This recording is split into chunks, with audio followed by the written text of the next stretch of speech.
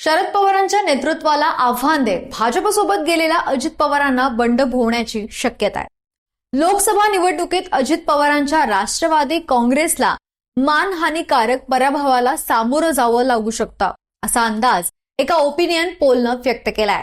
या पोलमध्ये महायुतीची पीछेहाट होताना दिसते।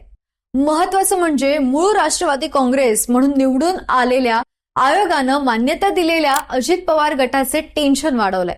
काही ओपिनियन पोलनुसार अजित पवारांच्या राष्ट्रवादी काँग्रेसला 0 जागा मिळतील असा अंदाज आहे। अजित पवारांच्या राष्ट्रवादी काँग्रेसला लोकसभेला किती जागा मिळू शकतात हे पाहूयात।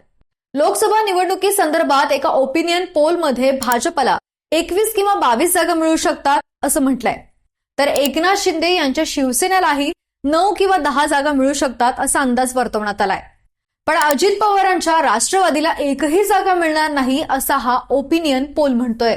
अजित पवार यांच्या कोणत्या आणि किती जागा आहेत ते आधी पाहूयात। महायुतीत अजितदादांची राष्ट्रवादी 5 जागा लढवते।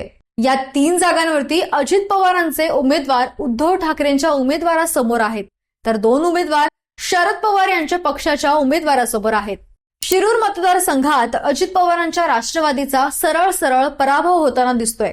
या मतदारसंघात शरद पवारांच्या पक्षाचे अमोल कोल्हे आहेत, तर त्यांच्या विरुद्ध अजितदादांचे उमेदवार शिवाजीराव आढळराव पाटील हे उमेदवार आहेत। इथे शिवाजीराव आढळराव पाटलांचा पराभव होताना दिसतोय। तर दुसरीकडे रायगड मतदारसंघात अजितदादांच्या राष्ट्रवादीचे सुनील तटकरे यांचा पराभव होताना दिसतोय, कारण त्यांच्या विरुद्ध ठाकरेंच्या पक्षाचे अनंत गीते आहेत, जे तगडे उमेदवार आहेत। त्यामुळे इथला निकाल तर स्पष्ट आहे। तिसरा मतदारसंघ आहे धाराशिव। धाराशिवमध्ये अजितदादांच्या पक्षाच्या अर्चना पाटील यांचा पराभव होताना दिसतोय, कारण त्यांच्या विरुद्ध उद्धव ठाकरेंच्या पक्षाचे ओमराजे निंबाळकर हे उमेदवार आहेत। चौथा मतदारसंघ आहे बारामती। इथे अजितदादांच्या पक्षाकडून त्यांच्या पत्नी सुनेत्रा पवार यांना उमेदवारी देण्यात आली आहे आणि त्यांच्या विरुद्ध शरद पवारांच्या पक्षाच्या तगड्या उमेदवार सुप्रिया सुळे आहेत। त्यामुळे इथेही अजितदादांच्या पक्षाचा उमेदवार सुनेत्रा पवार यांचा पराभव दिसतोय। आणि 5वा मतदारसंघ आहे तो म्हणजे परभणी। इथे महादेव जानकर विरुद्ध उद्धव ठाकरे पक्षाचे संजय जाधव उमेदवार आहेत। इथे निवडणूक जातीच्या कार्डवर खेळण्यात आली आहे, त्यामुळे महादेव जानकरांचा इथे पराभव होताना दिसतोय आणि ठाकरे पक्षाचे संजय जाधव यांचा विजय जवळजवळ निश्चित दिसतोय।